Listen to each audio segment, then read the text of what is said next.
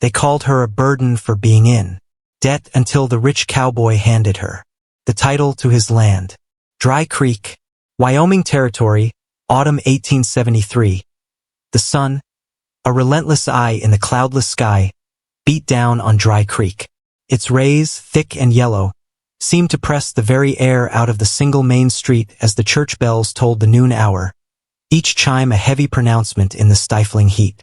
The scent of dry timber, horse sweat, and the acrid tang of distant cook fires hung thick, mingling with the unspoken judgments of the townsfolk.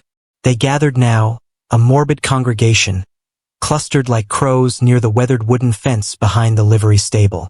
Their whispers, sharp as dry leaves, rustled through the still air, punctuated by scoffing and pointing fingers. Some women, their faces shielded by delicate parasols, clutched their children tighter, as if the scene unfolding might somehow contaminate innocence, a disease of despair. Anna Whitlock stood at the center of their gaze, her wrists bound behind her, tethered to a split-log fence post. It was a cruel tableau, as though she were an animal brought to auction. Her simple dress, once blue, was now faded to a sun-bleached gray, clinging to her slender frame. A harsh smear of dry blood marred one side of her cheek, a stark reminder of her earlier, futile struggle against the inevitable. She had fallen, perhaps, trying to outrun the grasping hands that had brought her here. She's a Whitlock, all right, just like her daddy. A woman with a ridiculous feathered hat muttered, her voice sharp and brittle, drowning in debt and dragging everyone down with her. Another, emboldened by the crowd's silent agreement, called out, should have left town when the bank took her house. The words, meant to sting, reached Anna's ears, yet she didn't flinch. Her green eyes, the color of moss after a spring rain, remained fixed forward, seeing nothing, trying desperately not to blink. Every flicker of her eyelids brought with it the chilling image of her father's face, cold and blue in the coffin they couldn't afford. 2 months gone now, and still he held her captive, in ways he had never meant to. The weight of his unfulfilled promises, his spiraling debts, had become her shackles. Mr. Hollis, the banker, a man whose skin always seemed perpetually slick with a nervous sweat, leaned against a nearby post. He dabbed at his neck with a pristine white handkerchief, his gaze sweeping over the crowd, seeking validation.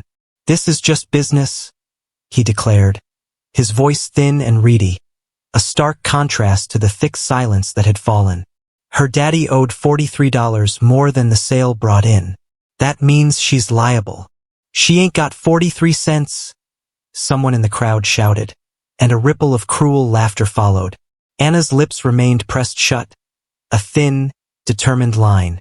She had pleaded her case yesterday, and the day before, pouring out her truth. No family left, no money, no home. But none of it mattered. The law, as interpreted in Dry Creek, was a blunt instrument that bent for the powerful and broke the weak. A debt unpaid was a debt inherited. She can work it off, Hollis continued, his eyes glinting with an unpleasant satisfaction.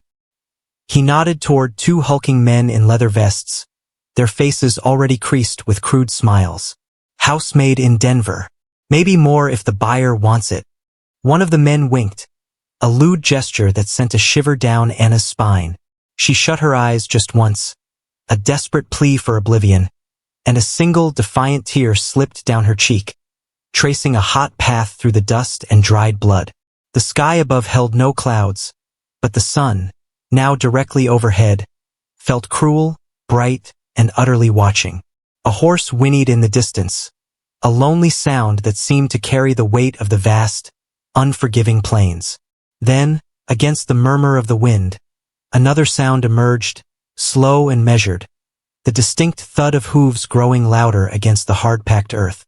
Heads in the crowd began to turn, a wave of curiosity washing over their judgment, and silence rolled through them like a tide receding from the shore. From the north end of the street, a man rode into view. He was dressed in a deep brown duster, the fabric worn and softened by countless miles and weather, yet somehow still retaining an air of dignity. His wide-brimmed hat sat low over his eyes, casting his face in shadow, a mystery to the gaping crowd. Behind him, a buckboard wagon rumbled, carrying 3 children. 2 boys, their faces solemn, and a little girl, no older than 6, her face half hidden beneath a simple bonnet. The man dismounted slowly, his movements unhurried and deliberate, a stark contrast to the frantic energy of Dry Creek. He tied his reins to the hitching post without a single word, his attention already elsewhere. The stranger looked at Anna, not the crowd, whose whispers had now died to an almost terrified hush. Not the smug banker, just Anna. She looked up, meeting his gaze, and something in her chest shifted, a fragile flutter of a bird long caged. His eyes were the color of burnt amber, weathered by sun and wind, kind, perhaps, but utterly unreadable. They held a depth that spoke of silent journeys and quiet understanding. "Is this how Dry Creek treats its women now?" the man asked, his voice quiet, yet it carried an undeniable firmness that cut through the oppressive heat. It wasn't a question, but a statement, an indictment. "She's not a woman, she's a burden," Hollis snapped back, his earlier bravado returning, fueled by the stranger's challenge. "And she owes." The stranger cut him off, his gaze unwavering. "How much?" Hollis, momentarily taken aback by the directness, stammered, $43.12. Without a word, the man reached inside his duster. He pulled out a worn leather pouch, the kind that had seen much use, much travel. He counted each coin, deliberately and silently, the metallic clink of silver against silver echoing in the profound silence. Every clink seemed a sentence in a language only he spoke, a quiet but powerful declaration.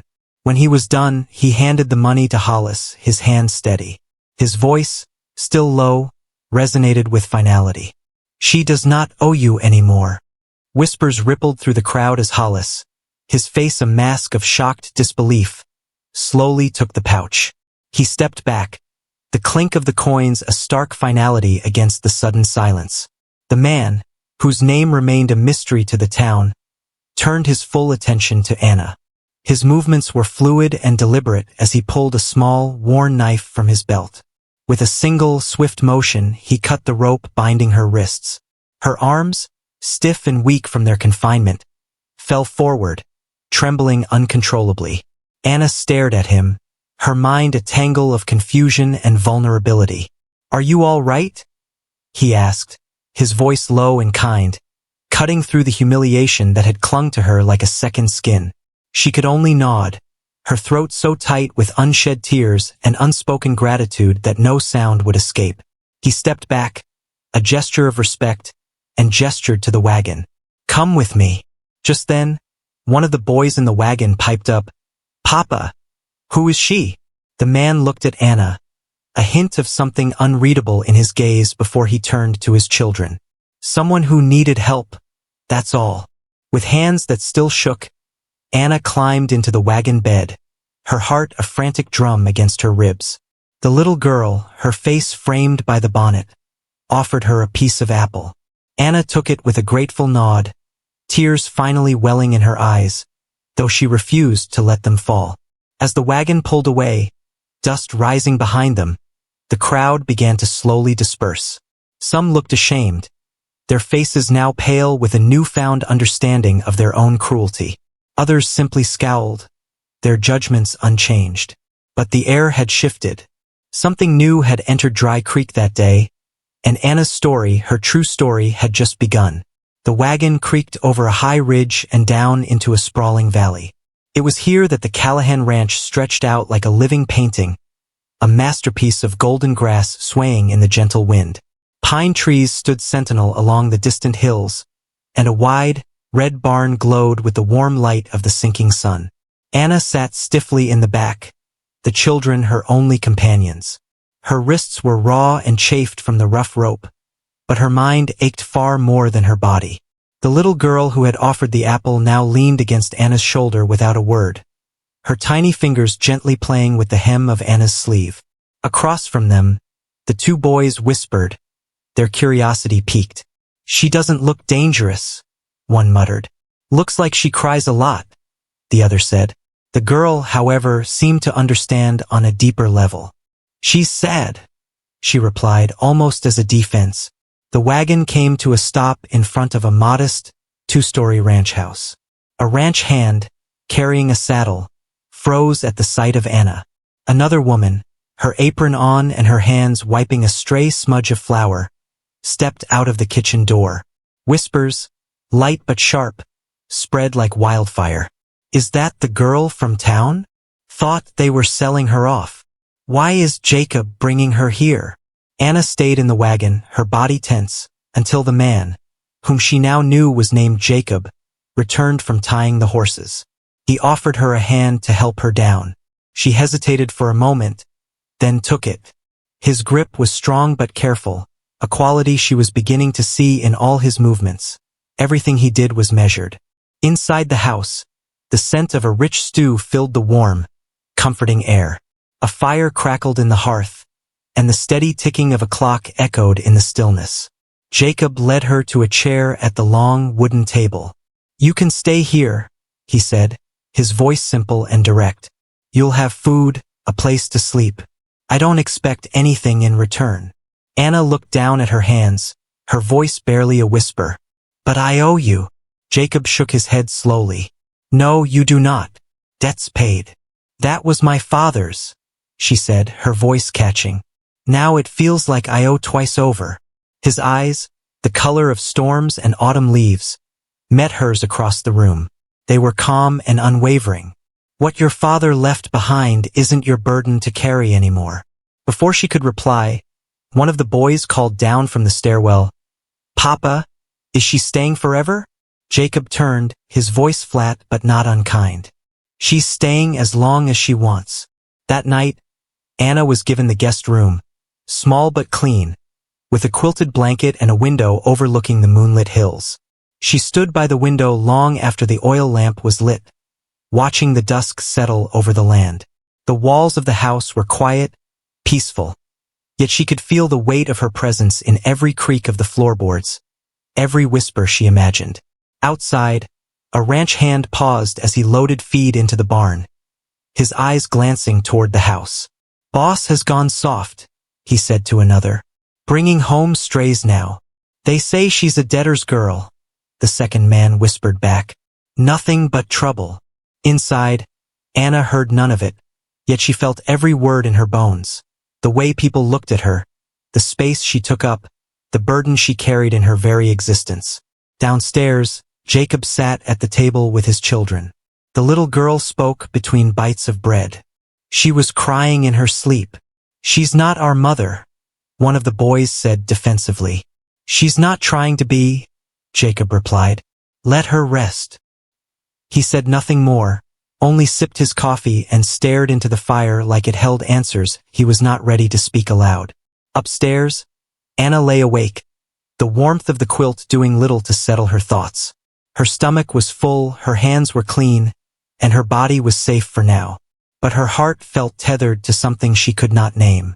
She did not understand this man, this quiet rancher with storm-colored eyes who had stepped into her life like a miracle and asked for nothing in return. That somehow frightened her more than debt ever had.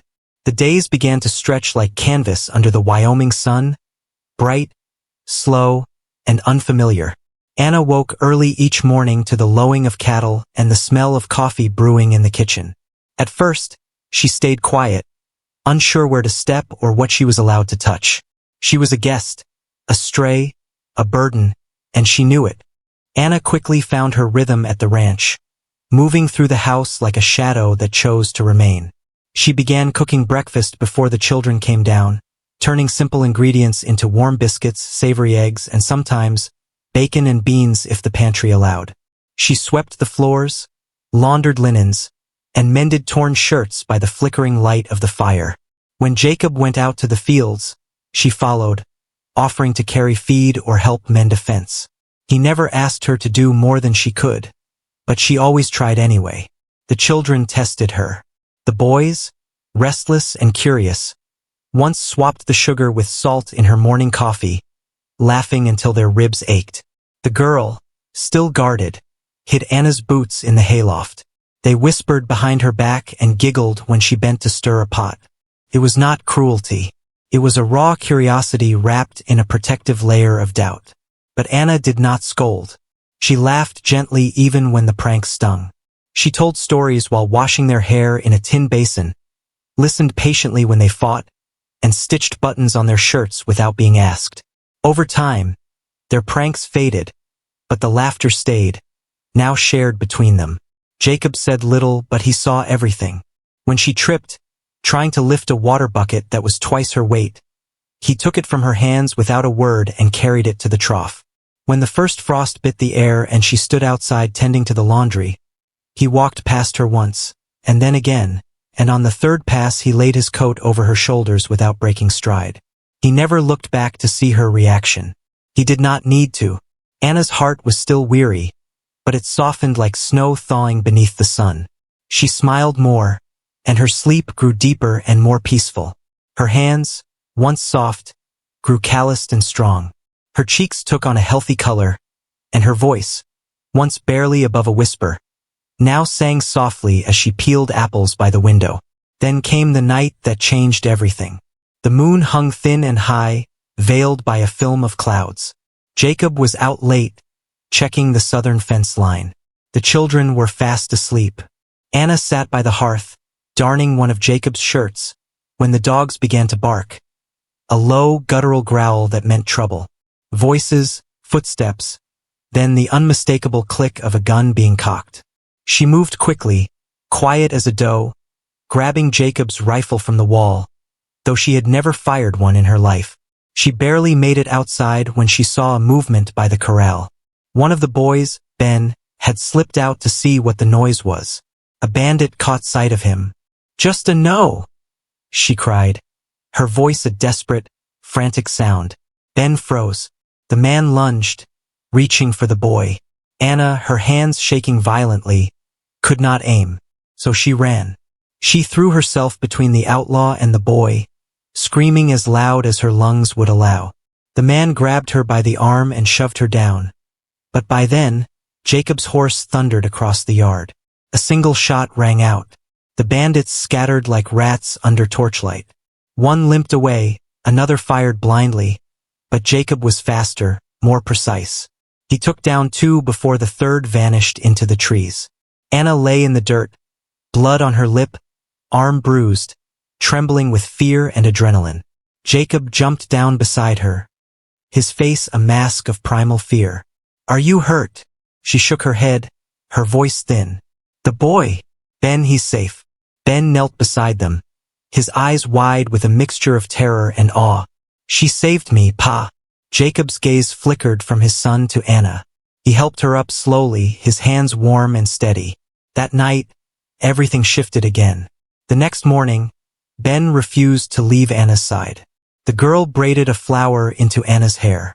Even the older boy, Sam, began calling her by name instead of her, and Jacob, he still said little. But when he looked at Anna across the table that morning, something new had settled in his eyes. Not charity, not pity, but respect. The days lengthened into spring, and with the soft wind came something harder to name. Anna had grown comfortable in the rhythm of the ranch. She moved with ease through the kitchen, the barn, the orchard. She laughed more often now, open and unguarded, her voice carrying through the house when she read stories aloud to the children at night, her words wrapping around the walls like lullabies. One evening, as she read The Merry Adventures of Robin Hood, the youngest girl lay curled against her, eyes half closed, while the boys listened with sleepy attention. Behind the half-open door, Jacob stood, arms crossed, leaning in the shadows, a faint smile on his face. He never entered, never interrupted, just listened, quiet and still, as though afraid to break the spell. They began to speak more, not often, but enough. A comment over coffee, a nod at the sunrise, a shared look when one of the boys said something ridiculous. He showed her how to mend a stirrup. She showed him how to make wild berry preserves. Then came the day Anna fell. The new colt had been restless. She insisted on riding him anyway. Jacob warned her gently. "He ain't ready." She smiled. "Neither am I." She wanted to prove something, though she wasn't sure what or to whom. The colt reared on a hill slope and she hit the ground hard. The breath knocked from her chest. Before she could even lift her head, Jacob was there. He had ridden like the wind, his face stricken, his hands shaking as he dropped beside her. "Anna, I'm all right," she managed. Though her ribs throbbed with a sharp, insistent pain, he ignored her words. Gently, urgently, he lifted her into his arms, cradling her like she might vanish. "You scared the hell out of me," he muttered, his voice low and raw. She saw something in his eyes then, something unspoken, unpolished, and it stayed with her long after the bruises faded. But in Dry Creek, peace never lasted long. Word got out. Of course it did. The banker's wife saw Anna shopping alone and whispered to the dressmaker. The butcher told the blacksmith. Soon everyone had an opinion. "That girl's got her claws in Jacob Callahan. Bet she wants the deed, the land, the name. She's not a maid anymore. She's a snake in soft shoes." It came to a boil one evening in town. Jacob had taken the children for supplies, and Anna came along, hesitant but smiling. They stopped at the saloon's general store window when the trouble began. Two ranchers, half drunk and loud, stepped outside the saloon. One pointed. "Ain't that the little debtor girl? The one who played damsel and landed herself a fortune?" The other snorted. "She's got more nerve than a coyote in a chicken coop, walking around like she owns his name." Jacob turned slowly. "Careful, Callahan," one taunted. "You marry that, you'll wake up with nothing but an empty bed and an empty pocket." The street fell quiet. People watched from behind barrels, through shop windows, from porches. Anna froze beside the wagon, every muscle pulled tight. Jacob walked forward. "I do not take kindly to men speaking filth in front of my children," he said calmly. The first man laughed. "You think this town don't see what's going on?" Jacob stepped closer. "You don't speak her name again. Not unless you're prepared to answer for it."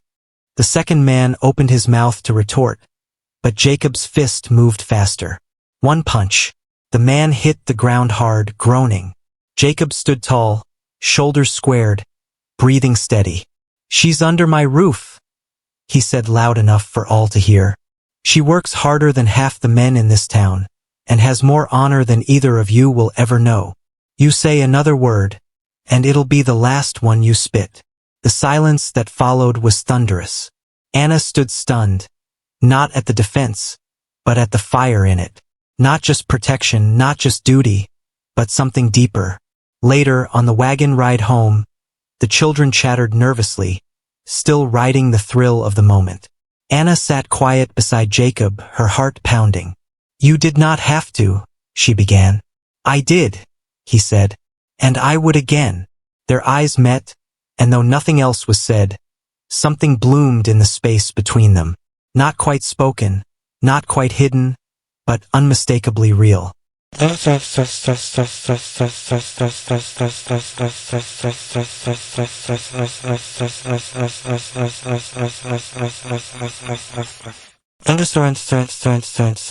Spring gave way to the heat of early summer. The hills dried, the winds turned harsher, but within the walls of the Callahan Ranch, things had settled into a fragile kind of peace, until a stranger rode into town.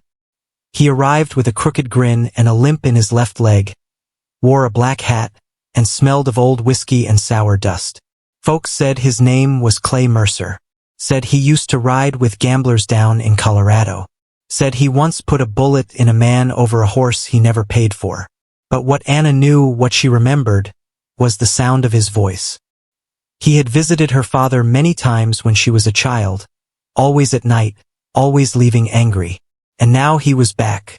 She first saw him in town, leaning against the fence outside the general store, hat tipped low. He tipped it higher when she passed, revealing a grin that made her stomach turn. "Well now," he drawled, "ain't you a little flower bloomed in fine soil?" Anna's steps slowed, her chest tightening. "You look just like your daddy, girl," especially when he lied through his teeth. She said nothing, just walked on faster, the weight of old fear pressing down. Back at the ranch, she said little, but her silence was loud. Jacob noticed. He always did. That night, she sat outside watching the stars. "He's back," she said when Jacob came to stand beside her. "Clay Mercer. He used to deal with my father. Claimed he owed him. Claimed we stole from him." Jacob's jaw tensed. "You think he's here for you?" Anna nodded. "I feel like I brought a ghost to your door." He looked at her, his voice low. "You didn't bring this." He followed. Days passed and tension clung like dust. Then came the letter, anonymous but written in a rough scrawl. "He ain't clean. Her daddy stole from me, and now I'll take what I'm owed." Jacob read it, then went quiet for a long time. The next morning, he rode into town, spoke to the banker, dug into old records. When he came back, he tossed a stack of documents on the kitchen table. "That debt," he said, "the one that got you tied to a fence, it was never real. Hollis faked part of it. Mercer fed it to him." Anna's stared breath caught. You were never the burden," Jacob said. "They made you one." That night the fire came. It started in the grain barn, and flames licked the sky like angry tongues. The smell of smoke pulled Anna from sleep. She ran outside barefoot, heart pounding. "The livestock!" she shouted, realizing the animals in the adjacent pen were panicked, trapped. The blaze crept closer. Jacob wasn't back yet. She grabbed a bucket, threw water at the hinges, then climbed the fence and slipped inside the enclosure. The fire roared behind her, close enough to feel the heat against her back. She slapped the sides of the stalls, unlatched gates, and shouted until her voice cracked. The animals surged out one after another, but the smoke thickened. Her legs weakened, her vision swam. Then arms, strong, familiar, swept her up from the dirt. Jacob, he carried her out, shielded her body as another support beam collapsed behind them. They fell to the ground in the open field, coughing, gasping. "Safe." He cradled her again like he had that day by the corral. "You could have died," he whispered. "I thought they would," she said, her voice thin. "I could not let them burn." The fire behind them raged, devouring the barn, but the cattle were safe. The family was safe. Later, as the embers cooled and the ranch hands assessed the damage, Jacob stood in the yard, his eyes fixed on the ruin. Anna came to stand beside him. Her face was streaked with soot, her hands blistered. He didn't speak. He just reached for her hand, and this time she did not pull away. The fire was out, but its scent lingered in the soil, in the fibers of every quilt and shirt that had hung too close to the barn. For days the ranch pulsed with repair. Wood hammered, cattle counted, ash swept away. But that night, with the sky clear again and the air cool enough to carry breath, the world slowed. Jacob found her sitting on the old bench near the fence line where the fire hadn't touched. The lantern beside her glowed faintly. She wore a simple dress, her hair loose, curling at the ends from heat and sweat. Her hands were wrapped in cloth. He sat beside her, close enough to feel the quiet between them. They did not speak at first. She broke the silence. "You could have died coming for me. You could have died going in for them," he replied. She looked at him. "I could not let them burn. They are part of this place." "So are you," he said. Her breath hitched. "I am still not sure what I am here," she whispered. "Not exactly a guest. Not quite family. People still look at me like I do not belong." He turned to face her fully now. "I do not care how they look at you. This house was silent for years. Since Sarah died, it was just duty and dust. You brought color back, laughter, life." He tried to speak, but he held her gaze. "You are not a burden, Anna," he said, his voice rough around the edges. "You are the reason this home remembers what joy feels like." Tears welled in her eyes, sudden and full. She shook her head slightly, as if trying to refuse the kindness. "I am afraid," she confessed. "Afraid that I will bring more trouble, that I will ruin something steady, something good." Jacob reached for her hand, bandaged, bruised, trembling. "You are not ruin. You are redemption." Her lips parted, her breath shaky. Their faces were inches apart now, the night pressing in around them like a secret. I do not know how to do this, she said. Neither do I, he murmured. He leaned in, slow, deliberate, giving her time to pull away, but she did not. Their lips met with a tenderness that came from every moment they had held back. Every glance, every silence, every storm weathered together. It was a kiss not of possession but of permission, of healing, of a hunger laced with restraint. When they finally parted, her forehead rested against his, their breath mingling in the cool night.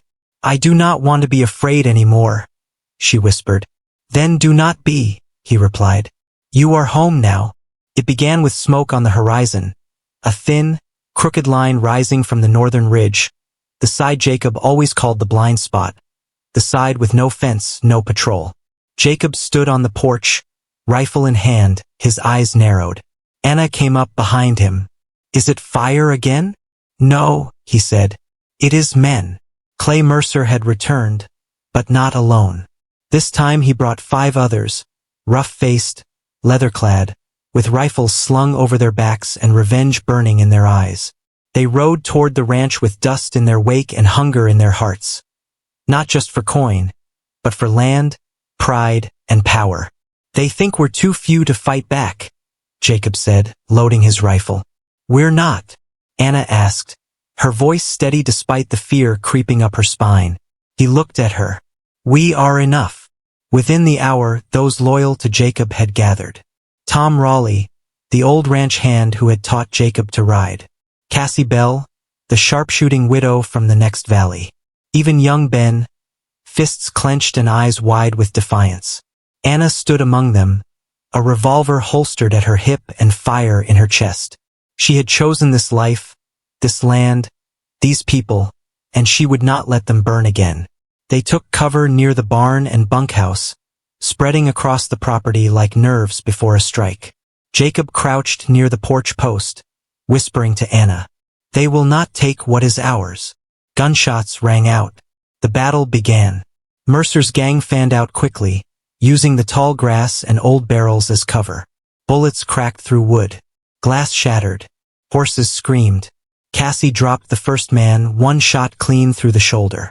Tom took another down with a rock to the skull, then wrestled his rifle away. Anna stayed near the children, keeping them low in the root cellar entrance. But when one of Mercer's men circled toward the side yard, toward little Sarah, who had slipped out screaming, Anna ran. Sarah down. The man raised his rifle and Anna threw herself forward, arms wide. A deafening crack. Pain seared through her side. She hit the ground. Sarah screamed, crawling to her. Jacob saw the flash of the shot, saw her fall. Something primal tore through him. He stood fully exposed, firing again and again. One bullet hit the man's chest. Another struck the final outlaw in the leg as he tried to run. Mercer himself limped behind the last shed, wounded and breathing heavy. Jacob tackled him with the weight of fury and fear. Fists flew. Mercer struck hard, but Jacob struck harder. You do not get to threaten my home, Jacob roared, his voice thick with a rage Anna had never heard. He hit him once more, and Mercer went limp, a broken rag doll in the dust. The ranch fell still. Smoke rose from the side barn. The chicken coop was splintered. Several windows in the bunkhouse were shattered, and the fence was half collapsed. But it was over. They had won. Jacob ran to where Anna lay, blood on her dress, her arms still curled protectively around the little girl. Sarah. Anna, look at me, he pleaded, his voice cracking. Her eyes fluttered open, glassy with pain but clear with purpose. She's okay. I made sure. He pressed his hands against the wound in her side, desperate to staunch the flow. You should not have. Yes, I should, she whispered, her fingers brushing his, a touch of gentle defiance. She's ours. Jacob's breath hitched, the word echoing in the chaos of the night. Ours, he repeated, his voice breaking as the full weight of her statement settled in his heart. The others gathered slowly. Cassie knelt beside them, her face grim. She tore cloth from her sleeve and pressed it against the wound. She'll make it, she said, her voice a calm anchor in the storm. It's not too deep. But Jacob's hands did not leave her. He held her as the sun began to rise, bathing the battered ranch in a wash of gold. The land was scarred. The barn was a blackened ruin. The air still smelled of gunpowder and smoke. But they were alive. And Anna had become more than just a woman he had saved. She was the one who had saved them all.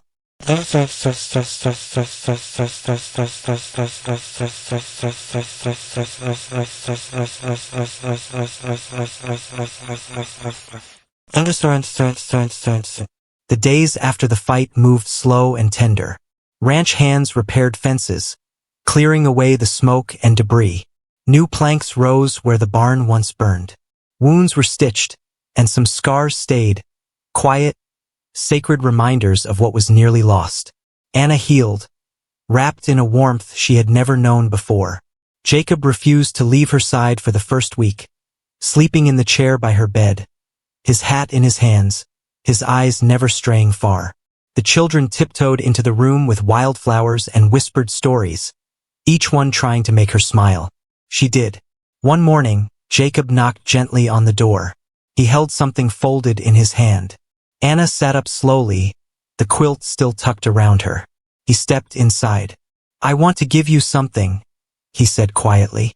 "This is not about debt or rescue or owing." He held out the folded parchment. Anna took it slowly. She opened it, and her breath caught. It was the land deed to the Callahan Ranch. Her name had been added right below his. She looked up, stunned. I do not understand." Jacob knelt before her, his eyes level with hers. "I never meant to change your life, but you changed mine. You made this place a home again. You saved my child. You stood in the fire for us." He placed his hand gently over hers, covering her name on the deed. "This land, it is more than dirt and fences. It is our story now. Yours and mine if you want it." Her lips trembled. "Are you sure?" "I have never been more," he said. He stood, but before he could say more, the door burst open. 3 pairs of small feet ran in, their arms flying around Anna. "Mama!" Sarah cried first, hugging her waist. Ben and Sam followed, their faces a mixture of shy and proud. "Mama, can we help with the new barn?" Anna blinked once, then twice, and tears came, soft and whole. She wrapped her arms around them all, pulling them in, pressing her cheek to their hair. "Yes," she whispered. "Yes, you can."